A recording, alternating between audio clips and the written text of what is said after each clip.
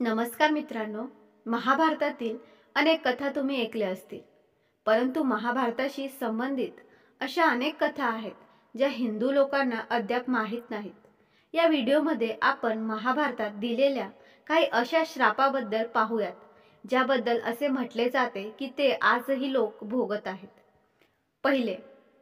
पहिला युधिष्ठिरद्वारा स्त्री जातीला दिलेला श्राप. महाभारतातील वर्णित कथेनुसार जेव्हा कुरुक्षेत्र युद्धामध्ये अर्जुन महारथी कर्णाचा वध करतो, तेव्हा पांडवाची माता कुंती कर्णाच्या मृतदेह शेजारी दुःख व्यक्त करू लागते.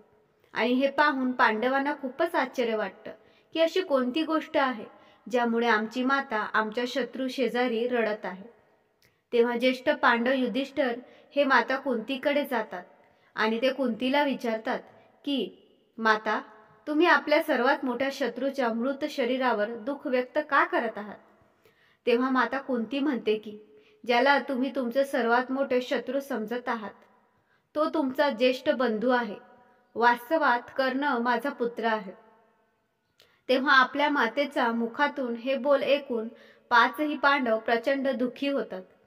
त्यानंतर काही क्षण थांबल्यावर युधिष्ठिर माता कुंतीला म्हणतो की कर्ण आमचा मोठा भाऊ आहे हे तुम्हाला माहीत होतं, मग ही गोष्ट तुम्ही आमच्यापासून का लपवली?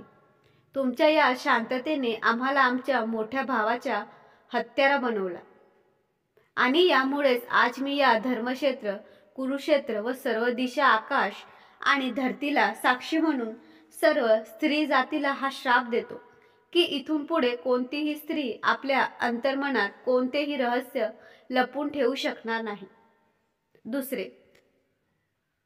दुसरा शृंगी ऋषीचा राजा परीक्षितला श्राप.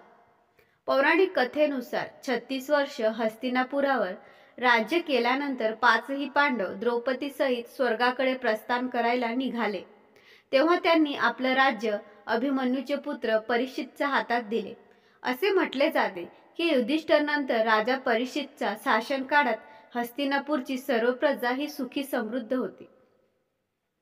मात्र एक दिवस राजा परीक्षित नेहमीप्रमाणे वनामध्ये शिकारीसाठी निघाले.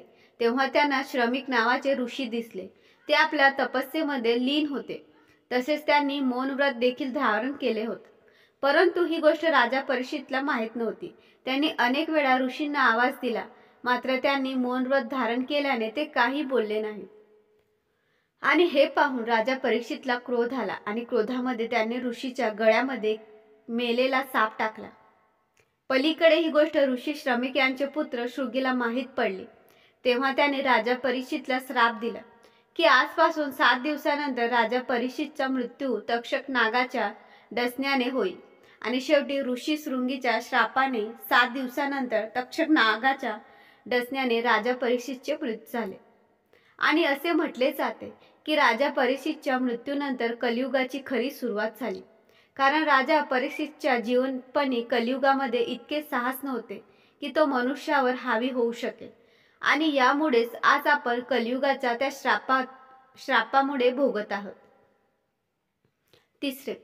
तिसरा श्रीकृष्णाच्या अश्वत्थामाला श्राप. महाभारत युद्धाच्या शेवटच्या दिवशी जेव्हा अश्वत्थामाने षड्यंत्र आणि कपट रचून पांडवापुत्राची हत्या केली आणि ही गोष्ट जेव्हा पांडवासहित श्रीकृष्णाला समजले, तेव्हा पाचही पांडव आणि भगवान श्रीकृष्ण हे अश्वत्थामाच्या पाठलाग करत महर्षी व्यास यांच्या आश्रमात पोहोचले. तेव्हा पांडवांना आपल्या समोर पाहतात अश्वत्थामा अर्जुनावर ब्रह्मास्त्राने वार करतो.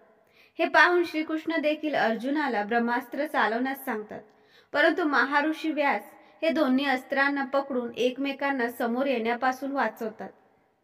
तसेच अर्जुन आणि अश्वत्थामाला म्हणतात की तुम्हा लोकांना माहीत नाही का की 2 ब्रह्मास्त्र एकमेकांसमोर आले तर समस्त सृष्टी नष्ट होऊ शकते.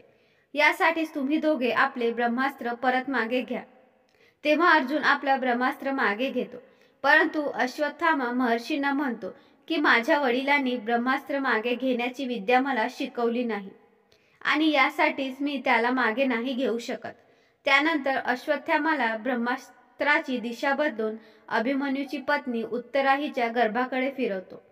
आणि हे कृत्य पाहून भगवान श्रीकृष्णाने अश्वत्थामाला श्राप दिला की तू 3000 वर्ष या पृथ्वीवरती भटकत राहशील आणि कोणत्याही ठिकाणी तुझी कोणाशीही बातचीत होणार नाही. तुझ्या शरीरातून रक्ताचा वास सुटेल. दुर्गम वनात तू सडशील. यामुळेच आज म्हटले जाते की अश्वत्थामा अजूनही जीवित आहे. तर हे होते महाभारतातील 3 शाप. त्याचा परिणाम आजही लोक भोगत आहेत. व्हिडिओ आवडल्यास लाईक, शेअर आणि सबस्क्राईब